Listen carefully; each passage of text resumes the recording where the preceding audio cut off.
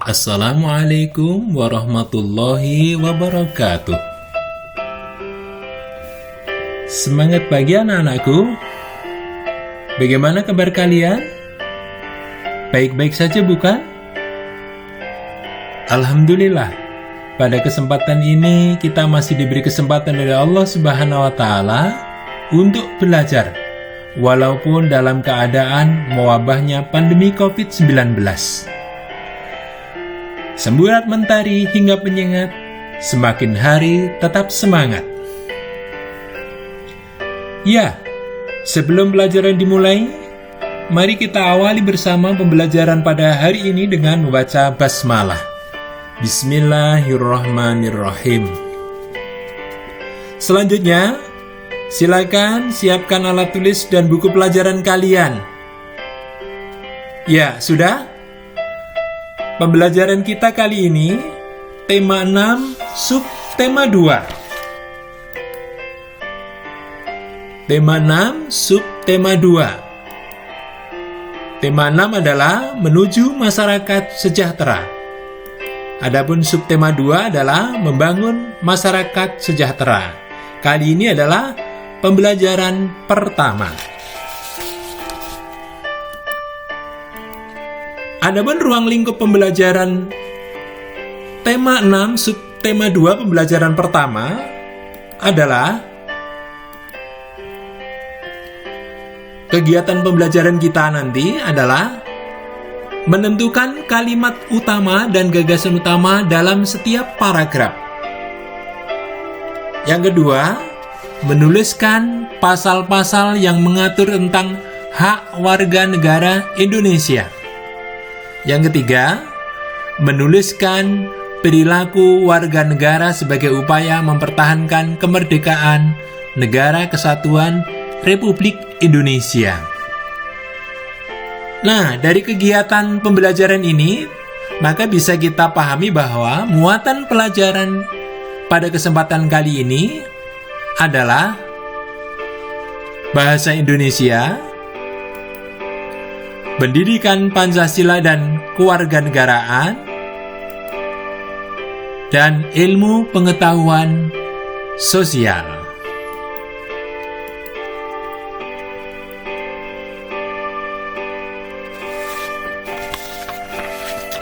Berikutnya, silakan kalian cermati gambar yang ada pada buku kalian, buku siswa kalian, halaman 45.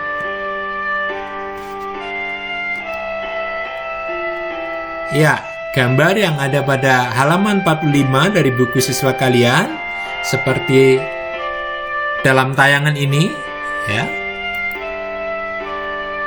Nah, apa yang sedang ibu-ibu lakukan pada gambar? Kalian cermati dengan sungguh-sungguh, langsung kalian buatkan simpulan dari pencermatan kalian terhadap gambar tersebut. Ya, sepakat? Apabila Pak Guru juga ikut menyimpulkan gambar tersebut, dari simpulan gambar tersebut adalah ibu-ibu sedang mengikuti pelatihan membatik. Apa tujuan dari kegiatan pelatihan membatik? Tujuannya adalah untuk meningkatkan kesejahteraan masyarakat dan membuka peluang dalam menciptakan lapangan pekerjaan. Sehingga hak atas pekerjaan dan penghidupan layak bagi kemanusiaan dapat terpenuhi.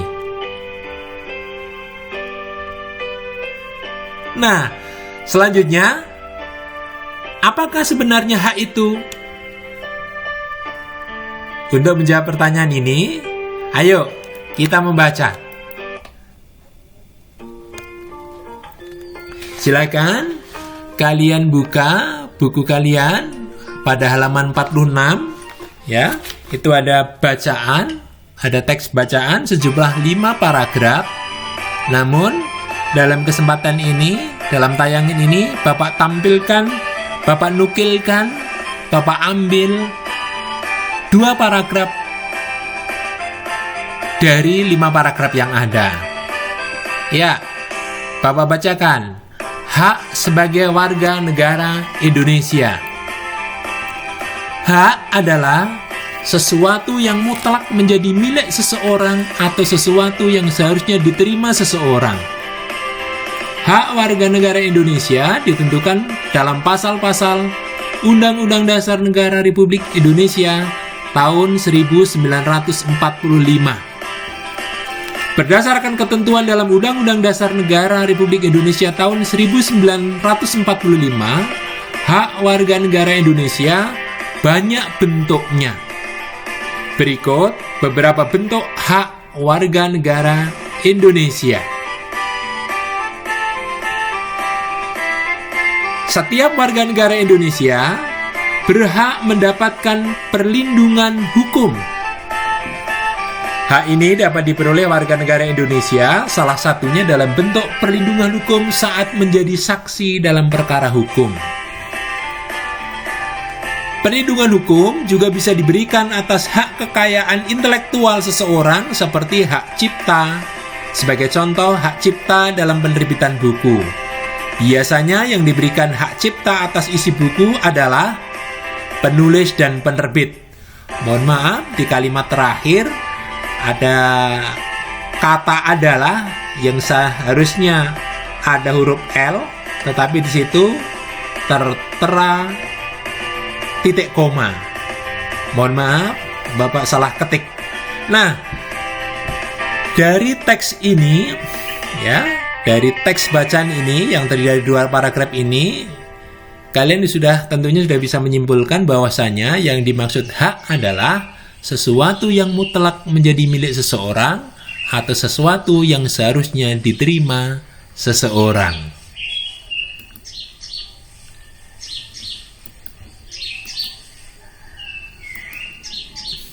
Nah, terkait dengan teks tersebut, ya, teks yang telah disajikan di atas merupakan jenis teks non-fiksi, yaitu teks atau tulisan yang dibuat berdasarkan fakta, realita, atau hal-hal yang benar-benar terjadi. Teks yang disajikan tersebut terdiri atas 5 paragraf, tetapi dalam tayangan ini bawa nukil 2 paragraf, ya, tapi di buku kalian tetap 5 paragraf, ya. Setiap paragrafnya terdapat gagasan utama. Jadi gagasan utama itu sebanyak paragraf yang ada dalam sebuah teks. Satu misal ada sebuah teks bacaan terdiri dari 7 paragraf, maka gagasan utamanya juga terdiri dari 7 gagasan utama. Gagasan utama adalah suatu gagasan atau ide yang sedang dibicarakan atau dibahas dalam sebuah paragraf. Gagasan utama disebut juga dengan gagasan pokok, pikiran utama, pokok pembicaraan, atau pokok pikiran. Sekali lagi saya ingatkan, bila mana nanti saat ujian ada soal yang menanyakan tentang ide pokok, gagasan utama, pikiran pokok, ya, tidak usah bingung. Itu adalah satu sinonim dari gagasan utama. Ya, berikutnya yang perlu kita pelajari selanjutnya adalah bagaimana cara menentukan atau mengenali gagasan utama? Bagaimana cara menentukan atau mengenali gagasan utama dari sebuah paragraf?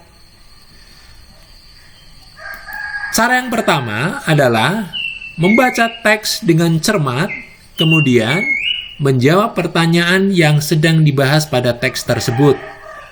Sekali lagi, cara pertama adalah membaca teks dengan cermat, kemudian menjawab pertanyaan yang sedang dibahas pada teks tersebut. Cara yang kedua yaitu menemukan kalimat utama pada setiap paragraf, kemudian menarik kesimpulan gagasan-gagasan utama setiap paragraf dan menyimpulkan gagasan utama teks tersebut. Pada semester 1 kita telah membahas tentang cara menentukan kalimat utama.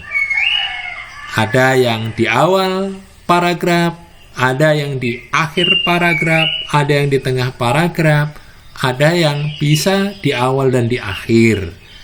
Ada deduktif, ada induktif, ada ineratif, dan ada campuran. Ya, selanjutnya setelah kita pahami cara menentukan atau mengenali gagasan utama, ayo kita berlatih.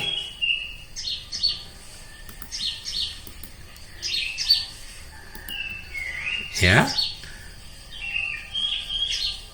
kalian tulis ya pada buku tugas kalian, ya. Kalian buat tabel seperti ini, terus kalian isikan kalimat utama paragraf kedua, gagasan utamanya apa? Kalimat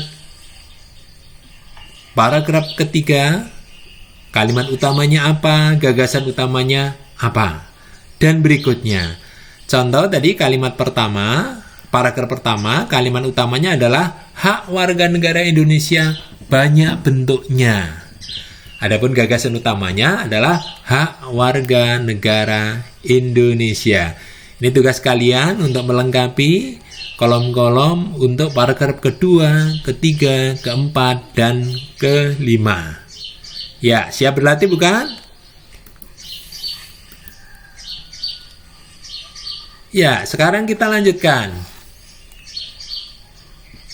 Terkait dengan pasal-pasal Undang-Undang Dasar 1945 yang mengatur hak-hak warga negara Indonesia. Nih, Bapak nukilkan, ya. Nanti kalian juga bisa cek di buku Undang-Undang Dasar Republik Indonesia tahun 1945, ya. Di antaranya adalah yang pertama, hak-hak warga negara Indonesia yang pertama yaitu hak mendapatkan pendidikan.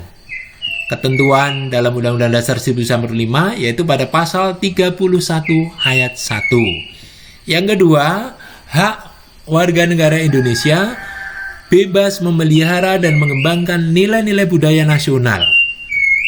Ketentuan ini termaktub pada pasal 28C ayat 1 Undang-Undang Dasar 1945. Yang ketiga, kemerdekaan memeluk agama dan beribadat menurut agama dan kepercayaan masing-masing. Termaktub pada pasal 28E ayat 3. Yang keempat, memanfaatkan sumber daya alam. Pasal 33 ayat 3. Hak yang keenam, hak yang kelima, hak warga negara Indonesia yang kelima, yaitu memperoleh fasilitas pelayanan kesehatan. Termaktub pada pasal 28H ayat 1. Yang keenam, yaitu hak warga negara Indonesia untuk mendapatkan perlindungan hukum. Termaktub dalam ketentuan Undang-Undang Dasar 1945 pasal 27 ayat 1. Yang ketujuh, mendapat pekerjaan dan penghidupan yang layak. Pasal 27 ayat 2. Yang kedelapan, ikut serta dalam upaya bela negara. Pasal 27 ayat 3. Yang kesembilan, kemerdekaan berserikat dan berkumpul serta mengeluarkan pendapat atau pikiran. Pasal 28E ayat 3. Yang ke-10 yaitu hak warga negara Indonesia ikut serta dalam usaha pertahanan dan keamanan negara. Termaktub dalam ketentuan Undang-Undang Dasar 1945 pasal 30 ayat 1. Silahkan kalian salin dalam buku tulis kalian.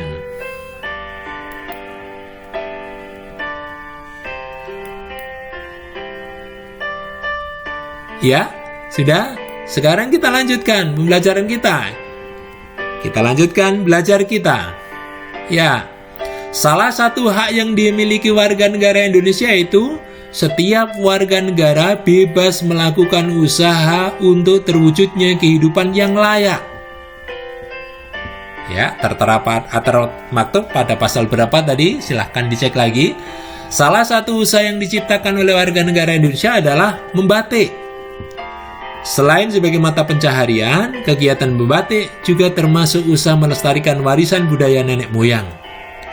Batik dan kain tenun adalah identitas budaya Indonesia. Bahkan, sejak tahun 2009, batik telah ditetapkan oleh UNESCO sebagai warisan budaya Indonesia. Batik dan kain tenun memiliki beragam motif yang mencerminkan identitas dari tiap-tiap daerah. Oleh karena itu, batik dan kain tenun menjadi salah satu kebanggaan budaya bangsa Indonesia yang wajib dilestarikan oleh setiap warga negara Indonesia. Melestarikan budaya bangsa Indonesia termasuk upaya mempertahankan kemerdekaan Negara Kesatuan Republik Indonesia atau NKRI. Cara lain yang dapat dilakukan masyarakat untuk mempertahankan kemerdekaan Negara Kesatuan Republik Indonesia, misalnya dengan sikap cinta tanah air, membina persatuan dan kesatuan, serta rela berkorban untuk kepentingan bangsa dan negara. Nah, selanjutnya silahkan kalian diskusikan dengan teman-teman kalian, dengan orang tua kalian, apa saja contoh sikap cinta tanah air, contoh membina persatuan dan kesatuan, serta rela berkorban untuk kepentingan bangsa dan negara. Nah, setelah kalian diskusikan, ya, sebagai gambaran, sebagai pembanding dari hasil diskusi kalian, berikut ini Bapak sampaikan contoh perilaku yang mencerminkan mempertahankan kemerdekaan Negara Kesatuan Republik Indonesia. Ya, yang pertama tadi adalah membina persatuan dan kesatuan. Contohnya apa?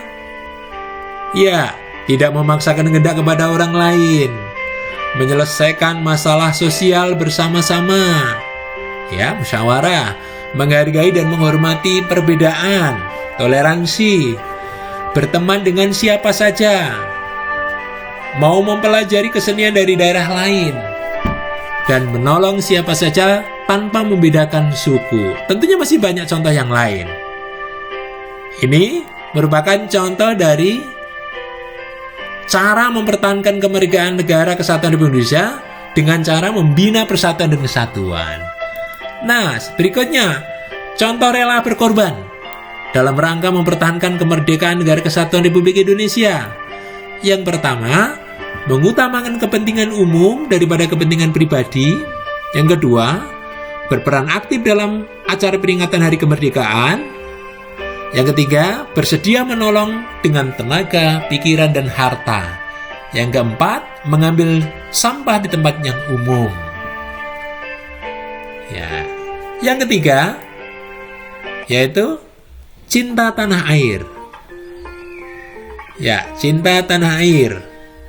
Contoh perilaku mempertahankan kemerdekaan Negara Kesatuan Republik Indonesia. Cinta tanah air adalah khidmat saat mengikuti upacara bendera, belajar dengan sungguh-sungguh supaya dapat berguna bagi bangsa dan negara, melestarikan budaya bangsa, bangga menggunakan bahasa Indonesia, dan menjaga kelestarian lingkungan. Ya, demikian anak-anak pembelajaran kita kali ini. Mudah-mudahan kita selalu diberi kesehatan oleh Allah Subhanahu wa Ta'ala, sehingga kita tetap menetapi kewajiban kita sebagai pelajar, yaitu belajar. Naik delman pergi ke kota, jangan lupa membeli alpukat. Demikian pembelajaran kita. Semoga bisa bermanfaat. Wassalamualaikum warahmatullahi wabarakatuh.